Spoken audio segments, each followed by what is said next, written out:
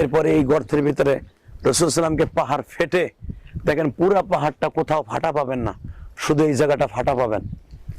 আমার রাসূলের প্রেম যাদের অন্তরে আছে ইনশাআল্লাহ তাআলা তারা দেখুন, আর আমি গুনাহগারের জন্য দোয়া করুন। আমি আপনাদেরকে দেখাবার চেষ্টা করছি। পাহাড়টা দেখুন, রোজা অবস্থায় আসছি, আলহামদুলিল্লাহ রোজা অবস্থায় আসছি, অনেক কষ্ট করে এসছি, কারণ সবাই উহুদের ময়দানটা দেখে, কিন্তু নবীর সেই রক্ত মাখা পাহাড়টা কেউ দেখে না।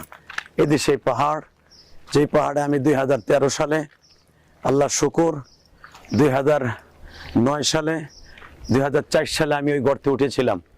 এটার ভিতরে এখনো পর্যন্ত আমি যখন আমার জীবনে প্রথম 2004 সালে এটা ওপেন ছিল, ওঠার জন্য ওপেন ছিল, উঠতে অনেক কষ্ট, তারপর উঠছিলাম আলহামদুলিল্লাহ।